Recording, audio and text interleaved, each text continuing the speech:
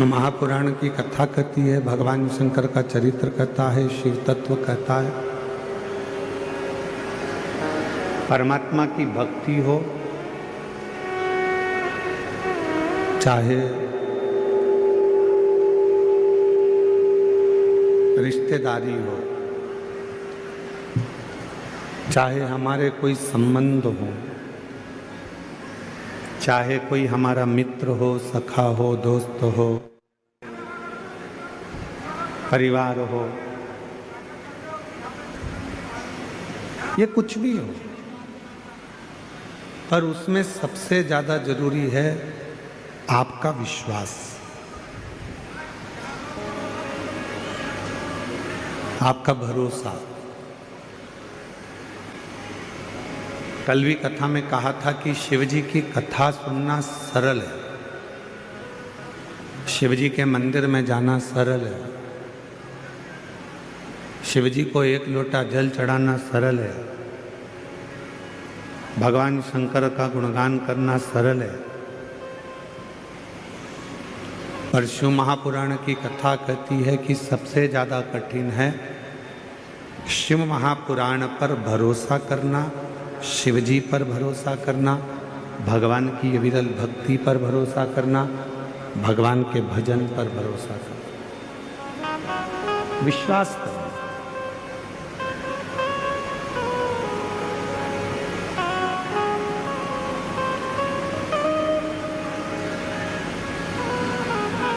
आपका भरोसा कितना है? आप शिव पर कितना विश्वास करते हो, कितना भरोसा करते हो, शंकर के कितने करीब आप पहुंचे हो, ये आपका विश्वास बताता है।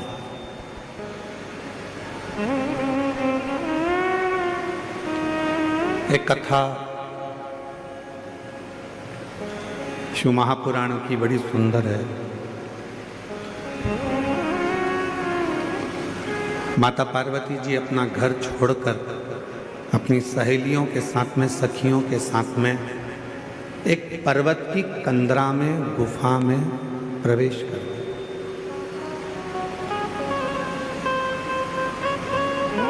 और उसी में माता पार्वती बैठकर शिव जी की साधना करने लगी, भगवान शंकर की भक्ति करने लगी। पहले तप करा, साधना करी,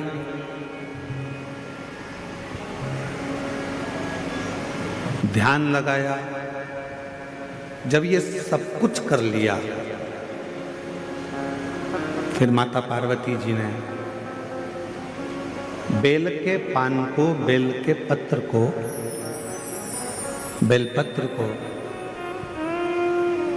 खाना प्रारंभ किया। फिर माता पार्वती जी ने बेल का पान, बेल का पत्ता खाना प्रारंभ किया।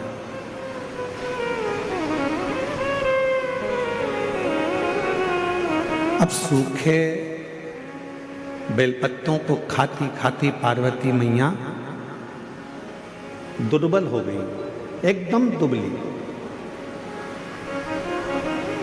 एकदम दुर्बल। पानी भी नहीं पीती, भोजन भी नहीं करती, कोई फल भी नहीं खाती, केवल बेलपत्र को, केवल बेल के पान को, बेल के पत्ते को, बेलपत्र को ही खा रही।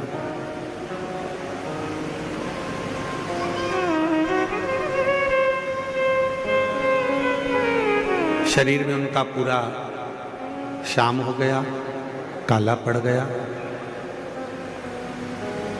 और जब शरीर पूरा शाम कलर का हो गया, काला पड़ गया, सांवरा हो गया, शाम कलर का हो गया, तब मेरे देवाधिदेव महादेव उनकी परीक्षा लेने के लिए, थोड़ा ध्यान लगाना कथा में। और शिव जी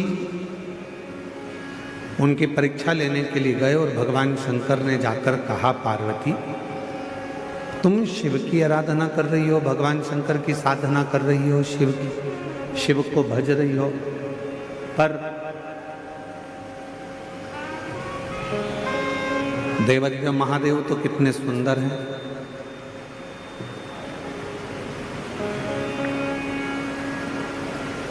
कर्पूर गौरम करुणावतारम संसार सारम भुजगेन्द्र। भगवान शिव तो इतने सुंदर हैं, भगवान शंकर तो इतने सुंदर हैं, इतने सुंदर हैं, और तुम इतनी काली हो गई हो, दुर्बल हो गई हो, पत्ते खाती हो, तो शरीर भी तुम्हारा पूरा दुर्बल हो चुका है, और तुम्हारा पूरा शरीर दुर्बल हो गया।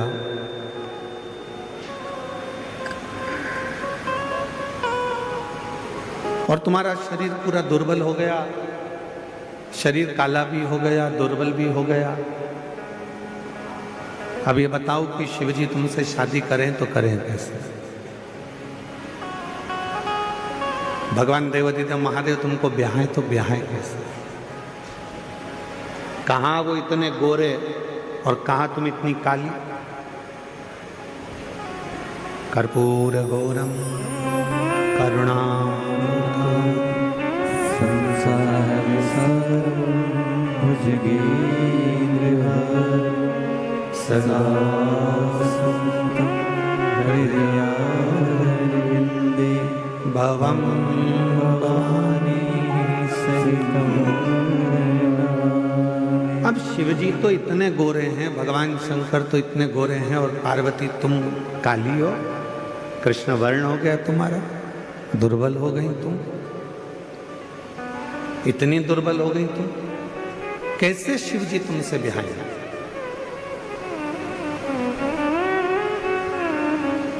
कैसे भगवान शंकर तुमसे शादी करेंगे? कैसे उनका विवाह तुमसे होगा?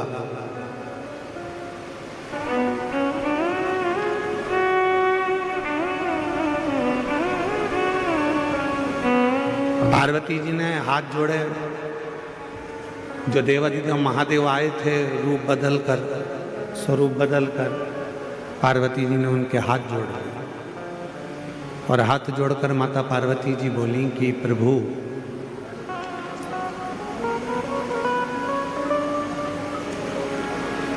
भगवान, ये मेरा विश्वास कहता है, और मेरा दृढ़ विश्वास कहता है, बेलपत्र के पत्ते को खाने से जब तुम मेरे पास आकर मुझे उपदेश दे सकते हो, ज्ञान दे सकते हो, मुझे समझा सकते हो, तो ये मेरा विश्वास कहता है कि एक ना एक दिन बेलपत्र का पत्र मेरे मुख में अगर जाता रहेगा तो मेरे भीतर की इंद्रियां संयमित रहेंगी, और जब भीतर की इंद्रियां संयमित रहेगी तो एक ना एक दिन मेरा महादेव भी मेरे पास में मुझे वरने के लिए जरूर आएगा।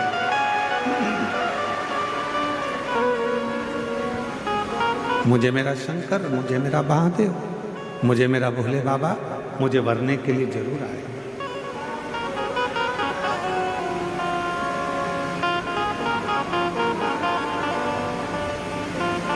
शिव महापुराण की उमा संहिता कहती है, शंकर जी पे चढ़ा हुआ जल का आचमन, शिव जी पे चढ़े हुए जल का प्रोक्षण,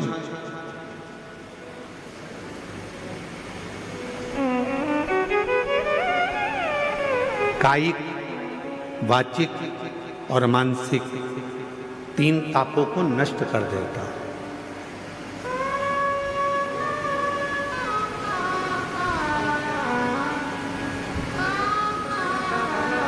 तीन तापों को मिटा देता है, चाहे वो कायिक हो, चाहे वो वाचिक हो, चाहे वो मानसिक।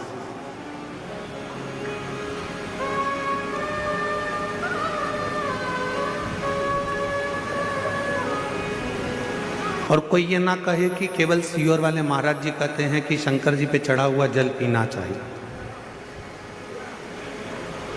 हम आप सबसे कहेंगे, जितने आस्था चैनल पर सुन रहे हैं, जितने तीनों पंडालों में और पंडालों के बाहर जितने भक्त बैठे हैं, पीछे गेट के बाहर, इधर वहाँ जहाँ तहाँ भक्त बैठे हैं, उन सब से एक बात कहेंगे, आप हमारी बात पर भी भरोसा मत करो। आप तो गीता प्रेस गोरखपुर की शिव महापुराण लेकर आओ और उस शिव महापुराण को घर पर एक बार पढ़ कर देखो। उसमें आपको मिलेगा कि शंकर जी पे चढ़े हुए जल का जो आचमन कर लेता है वो फिर संसार सागर में जन्म नहीं लेता, उसकी मुक्ति हो जाती है, मोक्ष।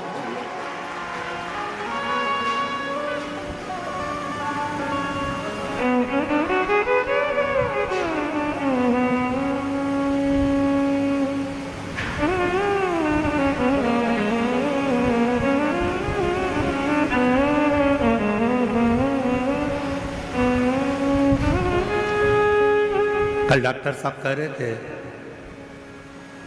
श्रीमान सुजय वी.के. पाटिल जी, कहा गुरु जी, जब पंडाल वाले को फोन किया गया और पंडाल वाले से कहा गया कि 5 लाख लोग एक साथ बैठ जाएं, ऐसा पंडाल बनाना है, तो पंडाल वाला बोला कि 5 लाख लोग पंडाल में आ जाएंगे। तो डॉक्टर साहब बोले, सुजय वी.के. पाटिल जी बोले, कहने लगे हाँ 5 लाख लोग आ जाएंगे। तो डॉक्टर साहब कल बता रहे थे कि जब ये 5 लाख भक्तों का पंडाल कल पहले दिन ही भरा गया, तो पंडाल वाले को भी आश्चर्य हुआ कि इतने भक्त कैसे। हम डॉक्टर सुजय वी.के. पाटिल जी को और माननीय श्री नामदार राधा कृष्ण वी.के. पाटिल जी को धन्यवाद देते हैं। शिव महापुराण का तो ये आनंद है, साथ में डॉक्टर साहब आपका और वी.के. पाटिल जी आपका प्रेम भी आपके क्षेत्रवासियों के प्रति बहुत ज़्यादा है, इसलिए भक्तों का सैलाब। ये भक्तों का आगमन, ये भक्तों का आना शिव तत्व की ओर अविरल भक्ति को प्राप्त करना,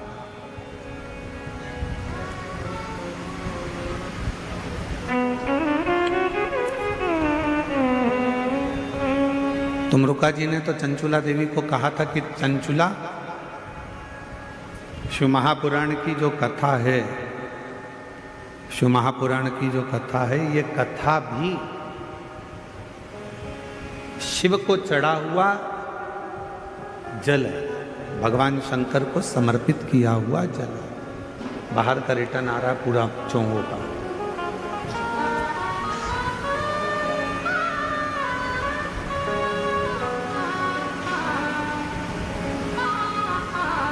जो शिव महापुराण की कथा को श्रवण कर कर जाता है, ये समझ कर जाता है कि हम शंकर भगवान को चढ़े हुए जल का आचमन कर कर, शिव को प्राप्त कर कर, भगवान शंकर की शरणागति प्राप्त कर कर, भगवान शंकर की भक्ति प्राप्त कर कर हम जा रहे हैं।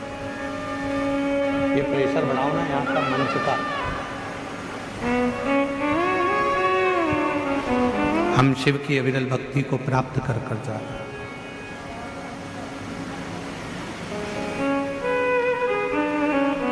शिव कथा कह रही है, भगवान शंकर का पवित्र चरित्र कह रहा है कि शिव के चढ़े हुए जल का वर्णन स्वयं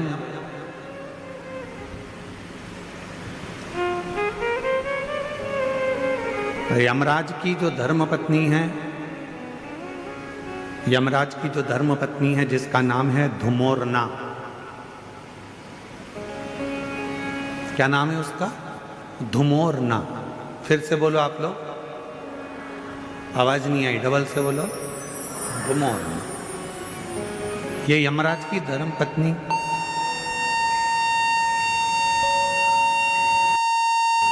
ये यमराज की धर्मपत्नी धुमोरना, धुमोरना।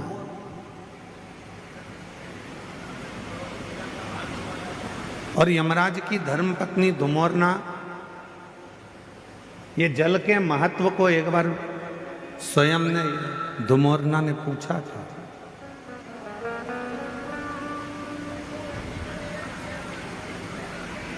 जल के महत्व को धुमोरना ने एक बार पूछा था। शिव महापुराण की कथा कहती है कि एक बार धुमोरना ने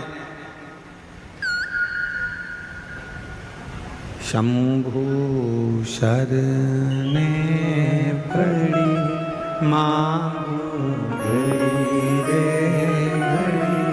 दुख काटो दया करी ने दर्शन आपो शंभु शरणे पड़ी मांगो घड़ी दुख काटो दया करीने दर्शन आपो। धुमोरना ने एक बार देखा यमराज की साक्षी में भैंसे को।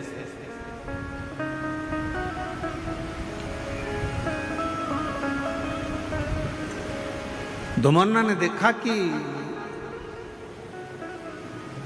यमराज का जो भैंसा है, यमराज जिस पर बैठते हैं भैंसा, क्या नाम है उस भैंसे का जिस पे यमराज बैठते हैं? जम के बोलो जरा। यमराज जिस भैंसे पर बैठते हैं, जिस पाड़े पर यमराज बैठते हैं, जिस भैंसे पर यमराज बैठते हैं, उसका नाम क्या है? उसका नाम है पौंड्रक। क्या नाम है? पौंड्रक। तो एक बार धुमोरना ने उस पौंड्रक को देखा, उस भैंसे को देखा कि भैंसा क्या करता है कि यमराज प्राण खींचते हैं और प्राण खींचकर किसी को लेकर जाते हैं और भैंसा उसको खूब त्राड़ देता है, उसको खूब मारता है, सींग से रोनता है, पाँव से कुचलता है, उसको परेशान करता जाता है। भैंसा उसको खूब परेशान करता है।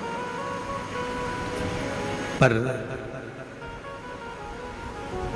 धुमोरना ने फिर एक जगह देखा कि धुमोरना ने देखा कि वो भैंसा एक जीव को यमराज लेकर जा रहे थे, पर उस भैंसे ने उसको कोई कष्ट नहीं दिया। भैंसे ने उसको कोई परेशान नहीं किया।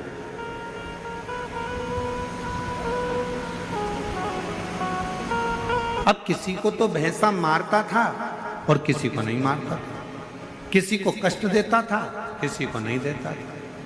धुमोरना के मन में, यमराज की धर्मपत्नी के मन में यह बात अड़, और यमराज की धर्मपत्नी के मन में यह बात अड़ी, और यमराज की धर्मपत्नी ने विचार करा आखिर ये हो क्या रहा।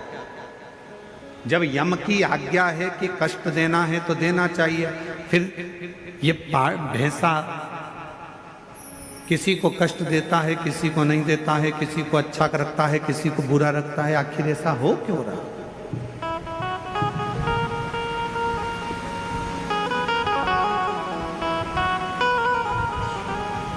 धुमोरना ने भैंसे को बुलाया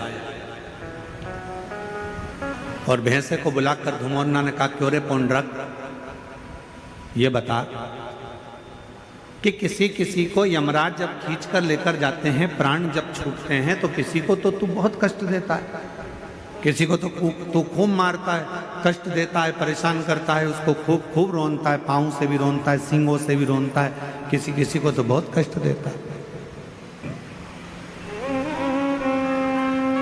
धुमोरना बोली कि पौंड्रक, भैंसे, और किसी किसी को तू मारता ही नहीं है, कष्ट भी नहीं देता, आखिर ऐसा क्यों, किस लिए?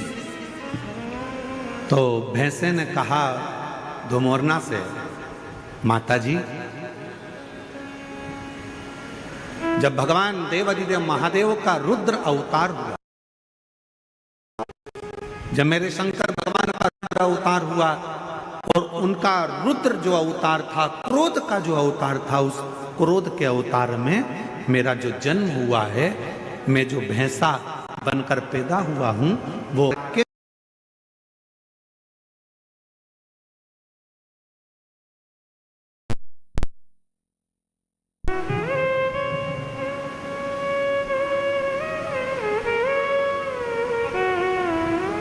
और मेरा जन्म हुआ रुद्र की जंघा से। जब मेरा जन्म हो गया रुद्र की जंघा से तो मैं समझ नहीं पाया कि मैं कहां जाऊंगा। तब देवाधिदेव महादेव ने कृपा कर कर मुझे यमराज को दे दिया और मैं यमराज का सेवक बन गया। यमराज ने कहा कि तुम यदि मेरे पास में रहोगे तो मेरी आज्ञा का पालन करना पड़ेगा। तो देवाधिदेव महादेव जी ने कहा कि यमराज को मैंने तुम्हें दिया है तो तुम्हें इसकी आज्ञा का पालन करना है। तुम आज्ञा का पालन करो। और यमराज की आज्ञा का पालन धुमोरना से भैंसा कहता है कि मैं करने लगा। पर शिवजी ने मुझे कहा कि ए पौंड्रक, एक बात सुन, तू यमराज का भैंसा जरूर बनेगा, तू यमराज के पास जरूर रहेगा, पर एक काम करना, तुझे मैंने जन्म दिया है, मेरी जंघा से तू उत्पन्न हुआ है।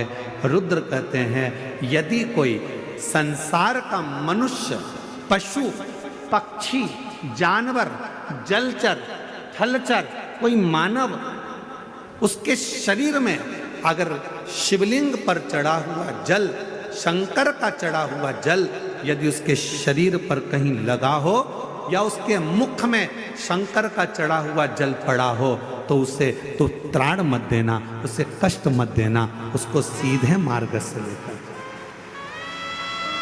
उसको तू त्राण मत देना, उसको तू कष्ट मत देना, उसको तू सीधे मार्ग से लेकर, उसको तू परेशान मत करना।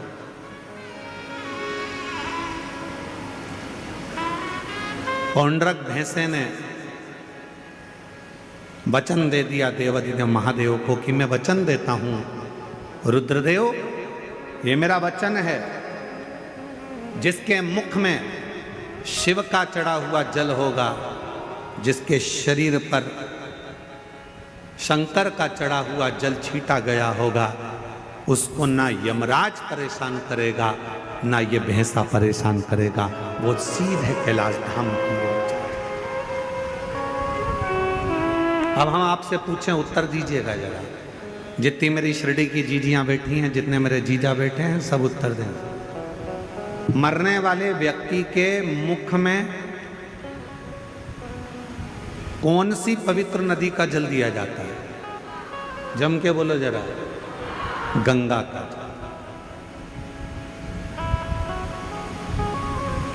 तुरंत जाओ जल्दी से गंगा का जल इसके मुख में डाल दो। कभी किसी ने पूछा अपने पूर्वजों से, अपने बुजुर्गों से कि मरने वाले के मुख में गंगा जल क्यों दिया जाता है? कभी किसी पवित्र व्यक्ति से पूछा कि मरने वाला व्यक्ति का जब उसको जब शमशान ले जाया जाता है तो उसके शरीर को गंगा जल डालकर पानी से नहलाया जाता है, साफ करा जाता है? कभी किसी ने अपने बुजुर्गों से पूछा कि मरने वाले के मुख में गंगा जल क्यों देते हैं?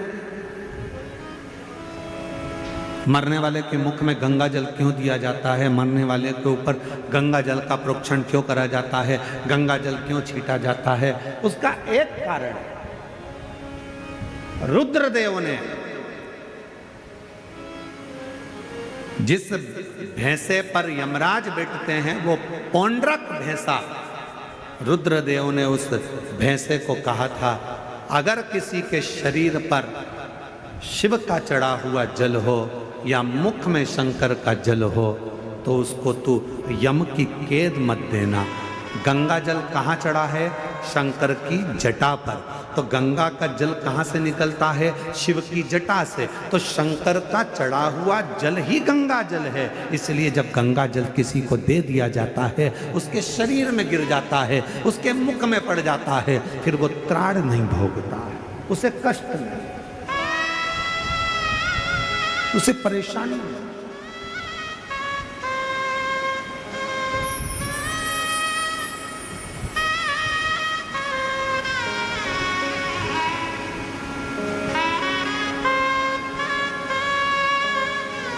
महाराज,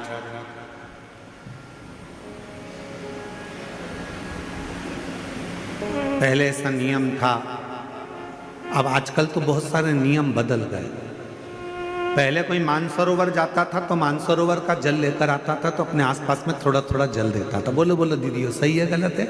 कोई गोदावरी स्नान करने के लिए जा रहा है तो माँ गोदावरी का जल लेकर आ रहे हैं तो थोड़ा थोड़ा आसपास में बांटते थे। कोई हरिद्वार गया, गंगा जी का जल भरकर लाया तो गंगा जी का जल आसपास में बांटते थे।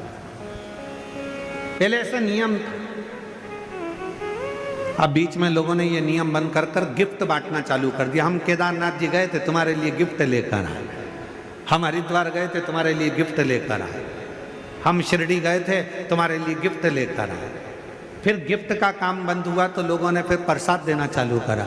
हम उज्जैन गए थे, तुम्हारे लिए प्रसाद लेकर आए। हम वहाँ गए थे, तुम्हारे लिए ये प्रसाद लेकर आए। हम तुम्हारे लिए ये प्रसाद लेकर आए। शिव महापुराण की कथा कहती है, किसी मंदिर, देवालय, शिवालय या किसी तीर्थ का सबसे बड़ा प्रसाद होता है वहां की पवित्र नदी का कुंड का जल। वो जल जब हम अपने आसपास में देते हैं तो हमें हजारों हजारों तीर्थ का पुण्य फल प्राप्त हो जाए।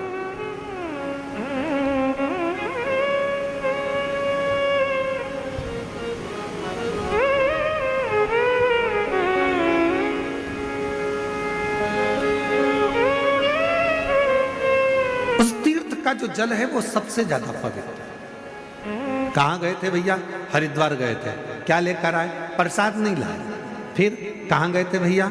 बद्रीनाथ गए थे। क्या लेकर आए? तो कहा हम कुछ लेकर नहीं आए, हम तो केवल थोड़ा सा माँ अलखनंदा का जल लेकर आए। हम कहाँ गए थे? यमुनोत्री, हम यमुना जी का थोड़ा सा जल लेकर आए। हम कहाँ गए थे? नासिक, त्र्यंबक, हम गोदावरी माँ का जल लेकर आए। हम कहाँ गए थे? तो ओमकारेश्वर, हम माँ नर्मदा का जल लेकर आए। हम कहाँ गए थे? उज्जैन महाकाल। क्या लाए? थोड़ा सा क्षिप्रा महारानी का जल लेकर आए। हम कहाँ गए थे? प्रयागराज। क्या लाए? त्रिवेणी का जल लेकर आए। उस जल की महत्वता, पर लोगों ने उस जल की महत्वता को कम कर दिया। कहाँ गए थे? मानसरोवर। क्या लेकर आए? शिव जी का मानसरोवर का जल लेकर आए। थोड़ा थोड़ा सा जल, भले एक बूंद दिया जाए, पर वो जल में दूसरा जल मिलाकर उस जल को जब वितरण किया जाता है तो शास्त्र कहता है, जो मानसरोवर नहीं गया, जो उज्जैन नहीं गया, जो हरिद्वार नहीं गया, जो काशी नहीं गया, जो त्र्यंबक नहीं गया, अगर वहाँ का जल, पवित्र नदी का जल,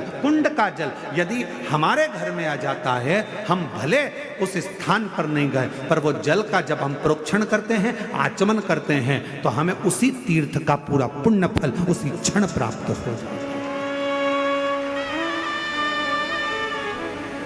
अब आजकल का जमाना थोड़ा दिखावे का हो गया, तो लोग कहते कहाँ गए थे साहब? तो कहा हम यहाँ गए थे, हम वहाँ से गिफ्ट लेकर आए। हम शिरडी गए थे, वहाँ से तुम्हारे लिए गिफ्ट लाए। हम वहाँ त्र्यंबक गए थे, गिफ्ट लाए। उज्जैन गए थे, गिफ्ट लाए। गिफ्ट नहीं,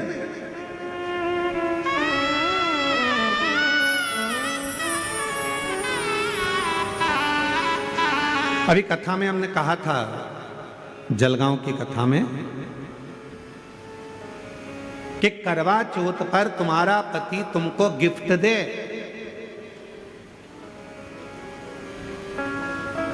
पर तुम अपने पति को कसम खिलवाना। बोला था कि नहीं बोला था? अरे जम के तो बोलो। तुम अपने पति को सौगंध दिलवाना करवा चौथ के दिन कि तुम मुझे गिफ्ट दे रहे हो, चलेगा, पर मुझे भी एक गिफ्ट चाहिए कि तुम कसम खाओ, सौगंध खाओ कि जब भी गाड़ी चलाओगे तो हेलमेट जरूर लगाओगे। जब भी गाड़ी चलाओगे तो हेलमेट। ये गिफ्ट तो मुझे कि क्योंकि तुम हो तो मेरा घर है, तुम हो तो परिवार है, तुम हो तो मेरा कुटुंब है, तुम हो तो मेरे बच्चे हैं, और तुम हो तुम में हो। हेलमेट लगाओ। 4 व्हीलर गाड़ी चलाओगे, सीट बेल्ट लगाओ। ये शपथ दिलवाओ।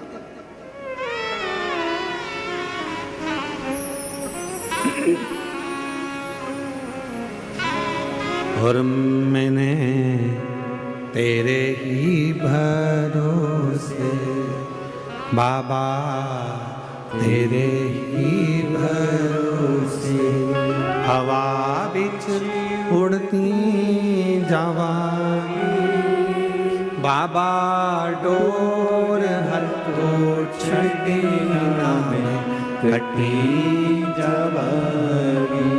भोले भोले मैं तेरी पतन शंभो मैं तेरी पतन हवा बिच उड़ती जावांगी बाबा डोर हल तो छड़ी नाम कटी जावागी भोले मैं तेरी पतन शंभो मैं तेरी पतन सबसे बड़ा गिफ्ट है, सबसे बड़ा दान है तीर्थ का जल जो तुम लेकर आए हो, वो तीर्थ के जल को सबको दे।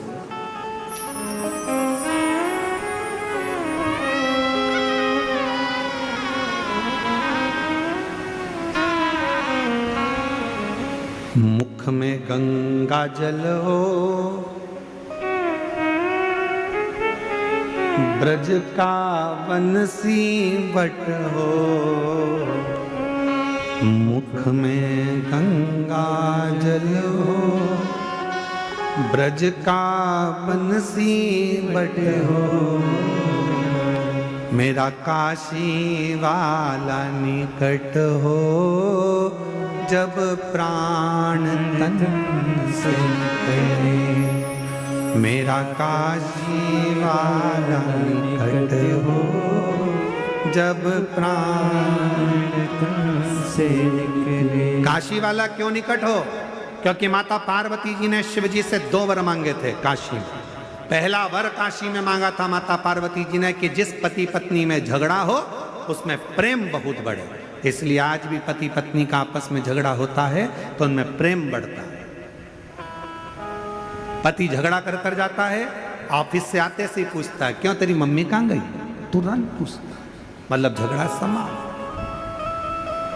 प्रेम। और पार्वती जी ने दूसरा वर मांगा था शिव जी से कि काशी में जो मरेगा उसको गुरु मंत्र तुमको देना पड़ेगा, काशी में मरने वाले को मोक्ष मंत्र आपको देना पड़ेगा। इसलिए शास्त्र की रीति है, हमारे यहाँ काशी खंड स्कंद पुराण का वर्णन करता है कि काशी में मरने वाले के कान में भगवान शंकर तारक मंत्र प्रदान कर देते हैं और वो तारक मंत्र सुनते से ही काशी में मरने वाला फिर जन्म नहीं लेता, वो शिव का गण बनकर शंकर के धाम में शिव के आनंद में रहता है, फिर वो जन्म मरण के प्रपंच से छूट जाता है।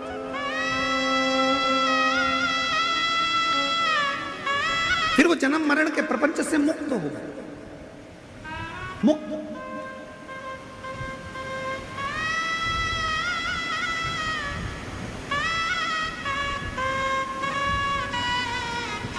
शिव महापुराण का काशी खंड कहता है, ध्यान, स्कंद पुराण का काशी खंड कहता है, कभी योग लगे तो स्कंद पुराण के काशी खंड को पढ़िएगा कि काशी खंड में, स्कंद पुराण के काशी खंड में लिखा है जो कार्तिक के महीने में भगवान शंकर की अविरल भक्ति करता है, जो कार्तिक के महीने में शिव महापुराण की कथा यदि एक बार भी श्रवण कर लेता है उसको सहस्त्र अश्वमेध यज्ञ का फल तुरंत प्राप्त हो जाता है, तुरंत। कार्तिक महीने में ये शिव महापुराण की कथा शिरडी के इस क्षेत्र में कराकर संपूर्ण शिरडी वासियों को अश्वमेध यज्ञ, एक अश्वमेध यज्ञ नहीं, सहस्त्रों हजारों लाखों अश्वमेध यज्ञ का फल केवल कार्तिक महीने में ये 5 दिन की शिव महापुराण कराकर उन्होंने सबको प्रदान कर दिया, सब।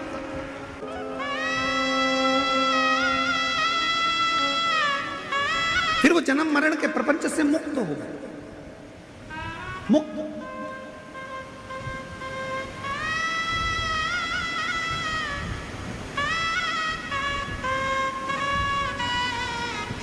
शिव महापुराण का काशी खंड कहता है, ध्यान, स्कंद पुराण का काशी खंड कहता है, कभी योग लगे तो स्कंद पुराण के काशी खंड को पढ़िएगा कि काशी खंड में, स्कंद पुराण के काशी खंड में लिखा है जो कार्तिक के महीने में भगवान शंकर की अविरल भक्ति करता है, जो कार्तिक के महीने में शिव महापुराण की कथा यदि एक बार भी श्रवण कर लेता है उसको सहस्त्र अश्वमेध यज्ञ का फल तुरंत प्राप्त हो जाता है, तुरंत। हमने कहा जरूर उनको ये बात का ज्ञान होगा, कि कार्तिक महीने में एक कथा भी यदि कोई दिल से श्रवण कर लेता है, शिव नाम ले लेता है, शंकर का स्मरण कर लेता है, शिव नाम की स्तुति कर लेता है, शंकर का अविरल भक्ति को धारण कर लेता है। शिव महापुराण की कथा कहती है, भगवान शंकर का चरित्र कथा है। आप और हम तो अपने घर पर दिवाली मनाते हैं। 33 कोटि देवी देवता काशी के घाट पर, गंगा के घाट पर दीपावली मनाते हैं। काशी के घाट पर दीपावली का पर्व मनाया जाता है।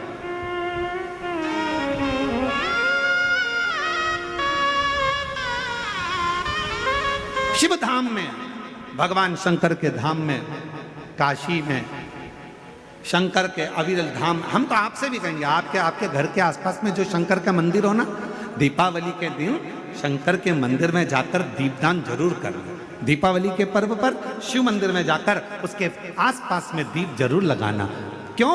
आपको वही फल प्राप्त होगा जो काशी में देवताओं ने दीप जलाकर प्राप्त किया, वही।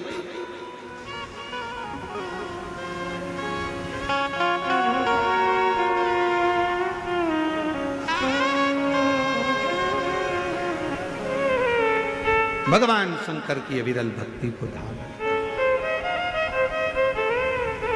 शिव तत्व को धारण कर। और इस वर्ष जब आप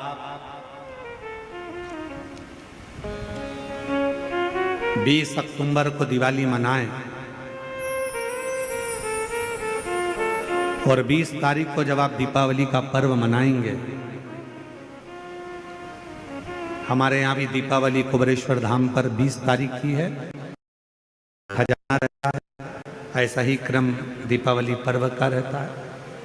तो 20 तारीख को जब आप दीपावली मनाएं, तो इस वर्ष सबको कहूंगा, जितने भी आस्था चैनल पर कथा सुन रहे हैं, जितने फेसबुक यूट्यूब पर कथा श्रवण कर रहे हैं, यदि आपकी जिंदगी में 4 दिन दुकान चल रही है, 4 दिन बंद पड़ी है, व्यापार थोड़े दिन चलता है, थोड़े दिन बंद हो जाता है, आपके विद्रोही, आपके दुश्मन आप पर कहीं ना कहीं से इधर से उधर से वार कर रहे हैं, या आपका लक्ष्य आपको प्राप्त नहीं हो रहा, कोई बहुत मेहनत करता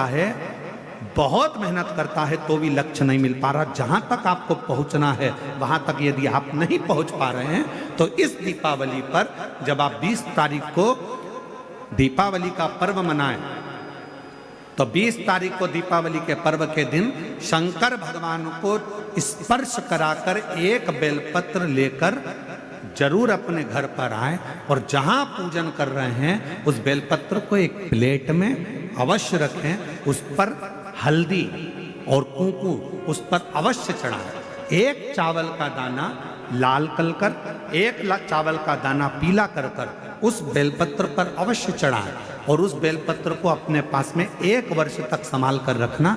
फिर अगले साल आप और हमें बताना कि उस बेलपत्र ने आपको मंजिल तक पहुंचाया कि नहीं पहुंचाया, आपको लक्ष्य प्रदान कराया कि नहीं।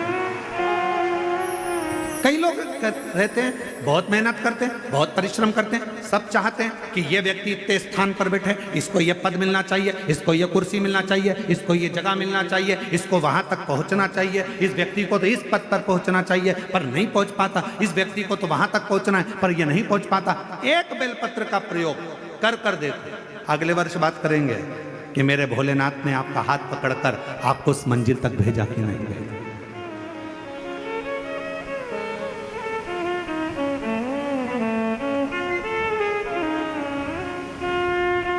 कई व्यापारी, कई किसान कह देते हैं, अरे गुरुजी हमारी फसल पिट गई, अब की बार हमारी जो पिक थी वो पूरी की पूरी पिट गई, हमारा पानी ने बेकार कर दिया, हमारा इसने बेकार कर दिया, हमारा उसने बेकार कर दिया। बेचारा किसान कर्जे में होता चले जाता है, तकलीफ में होता चले जाता है। हम उनसे भी कहेंगे एक बार प्रयोग कर देखिए, एक बेलपत्री का दीपावली की रात्रि को, और अब की बार दीपावली का पर्व 20 अक्टूबर को जो मनाया जा रहा है, 20 अक्टूबर दीपावली पर्व के दिन एक बार प्रयोग कर देखिए कि वो बेलपत्र शिव जी को लगाया हुआ। क्यों? क्योंकि भगवान शंकर ने माता लक्ष्मी को जब भगवान विष्णु को दिया था, क्योंकि माता लक्ष्मी की माँ ख्याति देवी तो लक्ष्मी जी का विवाह शिव जी से करना चाहती थी, पर शंकर जी ने मना कर दिया था कि मैं विवाह नहीं करूंगा, इनको तो नारायण को दे दो। तो लक्ष्मी जी को भगवान शंकर ने जब यहाँ आया, तब माता लक्ष्मी ने वर दिया, भगवान शंकर से प्रार्थना करी, आप मुझे आज्ञा करो। शंकर भगवान ने कहा, जिस दिन तुम पृथ्वी पर भ्रमण करने के लिए आओ, और जिस स्थान पर बेलपत्र विराजमान हो उस स्थान पर तुम सदा विराजमान हो जाओ। वहां से फिर अविरल बोल बम का नारा है। इतना धीमा बोलोगे तो शिरडी वालों कल्याण तुम्हारा। अच्छे से बोलो जरा, बोल बम का नारा है। हर हर महादेव। शिव तत्व की प्राप्ति।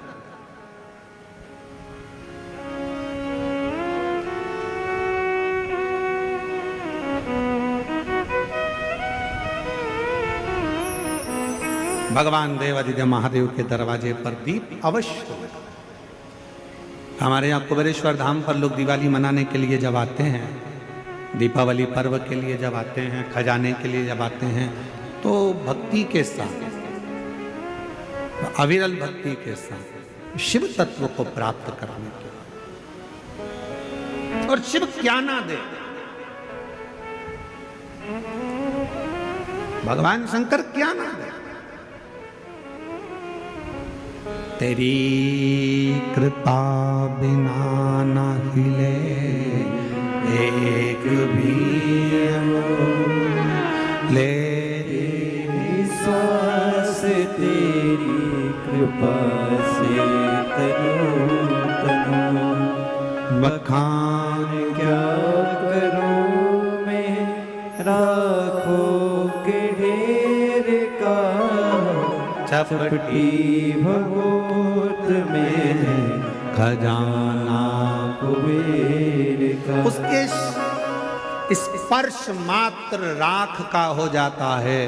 स्पर्श मात्र एक भभूत का हो जाता है तो वो भस्म भी करोड़ों का धन बन जाती है। वो भस्म।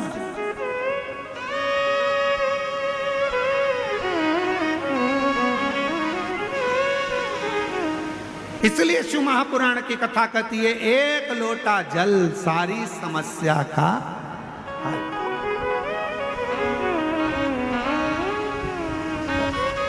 एक लोटा जल लेकर शिव मंदिर जरूर जाओ। वो कहे शिव महापुराण मध्ये एक लोटा पाणी घेऊन खूपचा महत्व आहे।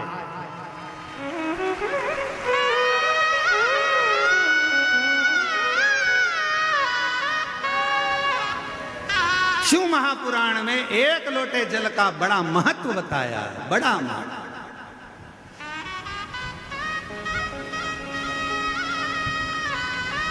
शिव पिंडीचा एक लोटा पाणी घेऊन,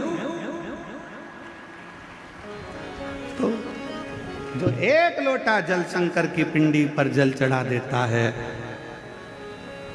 उसका खूब खूब खूब खूब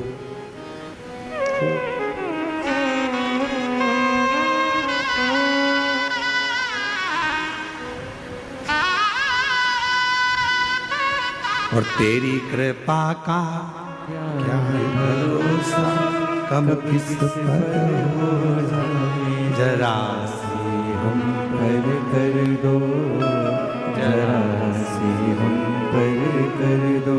तेरी कृपा का क्या है भरोसा, कब किस पर हो जाए। जरा सी हम पर कर दो, जरा सी हम पर कर दो। जिस पर भी हो गई तेरी कृपा करुणा वो भव पार हुआ, भव पार हुआ। पापी हो चाहे जितना उसका भी बाबा उद्धार हुआ, उद्धार हुआ। गिद्ध अजामिल गणिका जैसे तेरे मन को भाए। जरा सी हम पर कर दो, जरा सी हम पर कर दो। तेरी कृपा का क्या क्या है भरोसा, कब अब किस पर हो जाए, जरा सी हम पर कर दो, जरा पर कर दो। तेरी कृपा का क्या है भरोसा, अब किस पर हो जाए, जरा सी हम पर कर। ये उसकी उदारता है, ये उसकी करुणा है, ये उसकी कृपा है, ये उसकी दया है। आप दिल से उसको पुकारो, वो दिल से झोली भरता है। आप दिल से पुकारो, दिल से कहो उसको, दिल से विनय करो उसको, दिल से निवेदन करो उसको, वो सुनेगा, आएगा, देगा, झोली भरेगा, जाएगा। तो शंकर भगवान पर चढ़े हुए जल की महत्वता शिव महापुराण की कथा कहती है।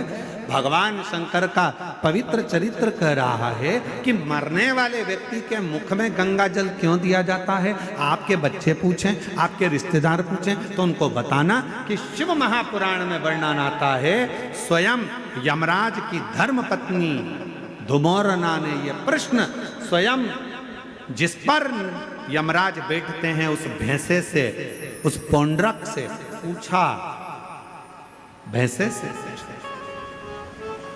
कि तू किसी को कष्ट देता है, किसी को नहीं देता।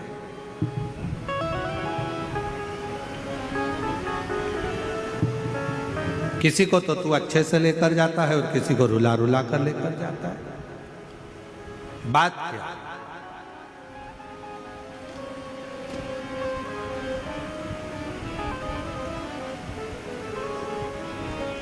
क्या बात है? तो भैंसे ने कहा कि मैंने शिव जी ने, शंकर भगवान को मैंने वचन दिया, क्योंकि मेरे देवाधिदेव महादेव ने तो मुझे यमराज को दिया। आज अगर मैं यमराज के पास में हूं, यदि मैं यम के साथ में रह रहा हूं, तो इसमें शिव जी की कृपा है, मुझे शंकर भगवान ने करुणा कर दिया।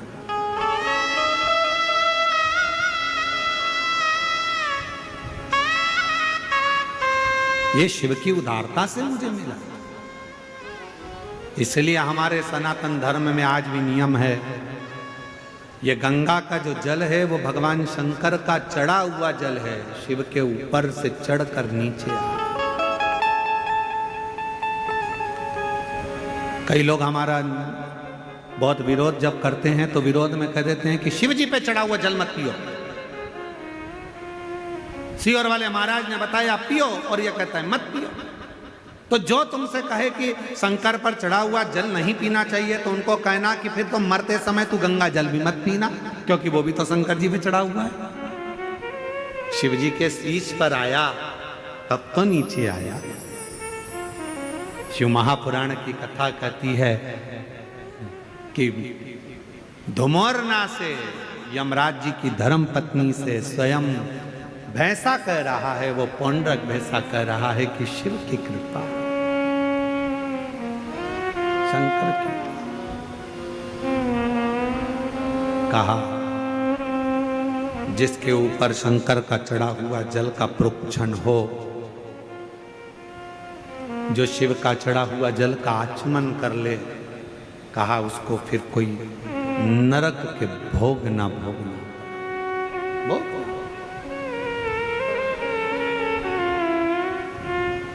मुख में गंगा जल हो, ब्रज का बंसी बट हो।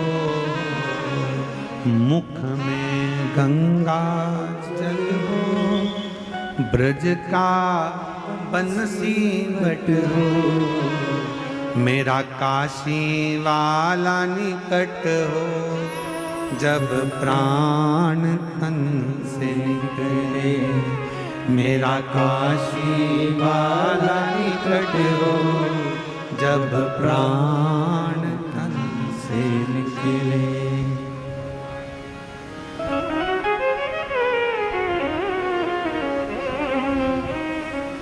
हे भोलेनाथ, हे भोलेनाथ, इतना तो करना भोले, जब प्राण तन से निकले।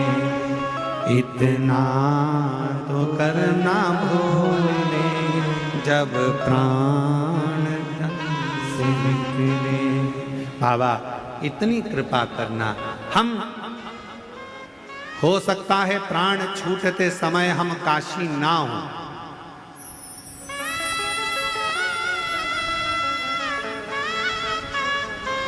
हो सकता है प्राण छूटते समय हम काशी ना हो, पर यदि हमने शंकर भगवान आपको एक लोटा जल चढ़ाया है तो इतनी कृपा जरूर करना, हम भले काशी में ना हो पर काशी वाला हमारे करीब में जरूर हो। ऐसे ऐसे काशी वाला।